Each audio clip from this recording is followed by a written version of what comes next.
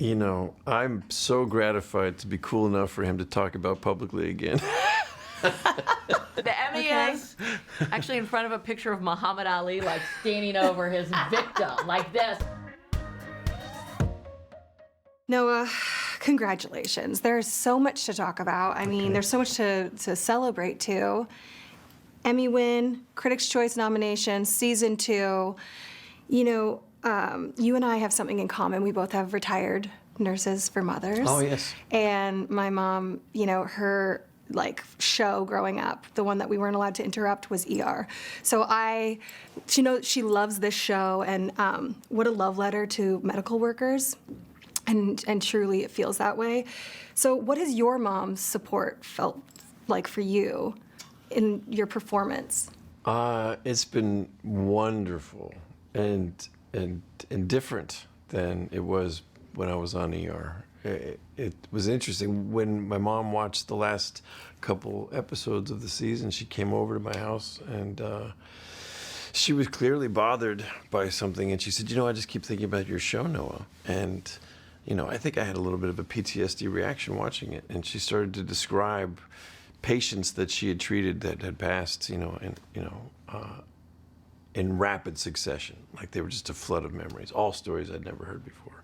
And I said, wow, you know, I was on a medical show for 15 years. You never told me any of that. She goes, well, that wasn't real. I said, this one isn't either. And she said, well, this one feels real. Wow. And it was an eye-opening experience for me because here I am working with doctors and nurses all day long, talking about PTSD, talking about compartmentalization, empathetically and compassionately looking at these people in their careers. And here's my mother who, you know, came home from work every day and made us dinner or took us to practice and didn't say a word about any of the things that she was doing all day. Mm-hmm. And so it just goes to show you, you know, if you don't have context for these things, you don't have any kind of empathy for them, even in a relationship that you feel is pretty honest. Where does the audience find you?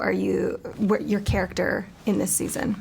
Yeah, I think recovering, not recovered, is the right way to put it. I think recovery is a lifelong journey. Mm-hmm.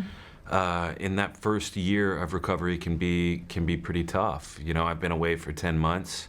I went through treatment, and I've spent a good deal of time at home with my wife and 2 kids in a way that I probably haven't been able to do for a while. And I think I've had to sit still. I think Langdon is somebody that likes to move fast and break things. Likes to, you know, like.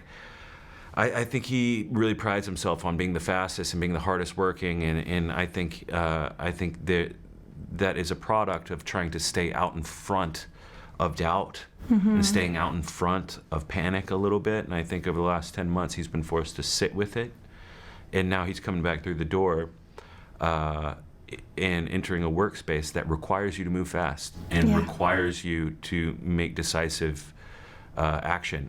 And I think he is not quite as sure that he's up to the task. There's these superheroes who, not all superheroes wear capes, but, you know, they're the medical workers. But then they also have to go home and show up for their family or their personal life in a way, and in our way, put dinner on the table and put a smile on their face after they just lost a patient they've been working with for a while, or whatever the circumstances. So I do remember once fighting with my brother and my sister, and we were being punks, and we were making so much noise. My mother was trying to get us to behave, and she just said at one point, I carried a man's leg to pathology today. And we all went, wow. Like, yeah. What? That kind of stopped us. That stays with you. Now, another big fan of your show is Amy Poehler. She oh my God. said she's seen... She's been so cool. She's been so cool. She said she's seen ER 3 times through, and that she loves the Pitt and Dr. Robbie and his hoodie. So what has that support meant for you and all of your peers? She said something so nice. I remember she was interviewed years ago during the pandemic. When I was feeling kind of low, I watched Amy Poehler say, Carter's journey on ER is one of the greatest journeys of any TV character. And I went, oh, thanks, Amy. Oh, that makes me feel good. But to have that support from a peer and a well-accomplished peer, that's got to feel like incredible. Well, that's, we all have people who we put up on pedestals and whose validation means more than others, even though it probably shouldn't. All validation should be internal, but we're all human. And for me, it's always been people whose work I respect and admire. Yeah.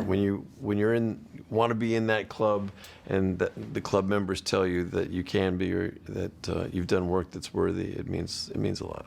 Well, in this season, you get to write. You wrote another episode. You're directing two more. There you go. So you're investing more in Dr. Robbie's journey.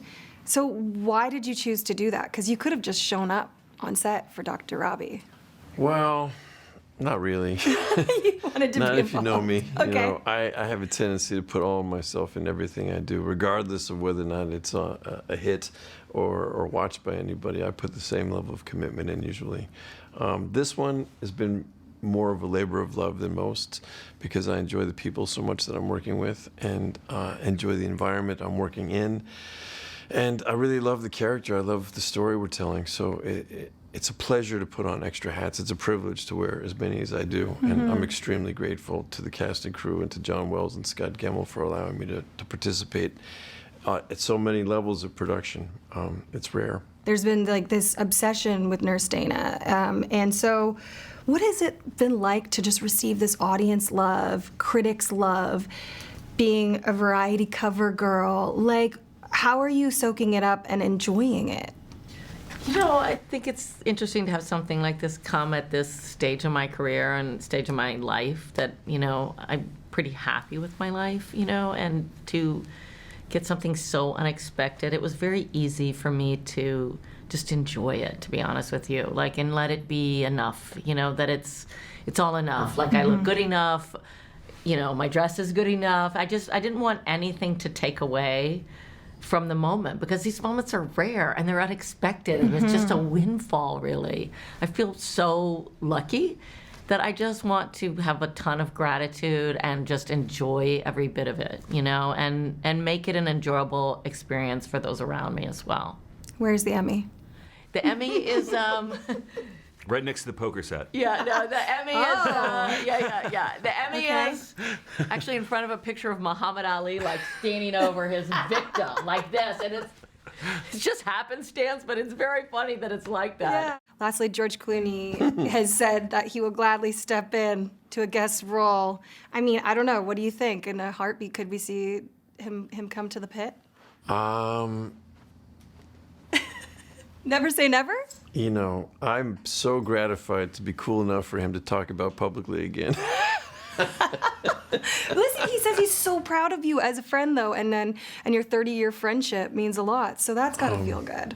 It does feel good. I, you know, one thing, we haven't always been consistent in each other's lives, but we've always been able to be professionally supportive of each other and show up for each other in that regard.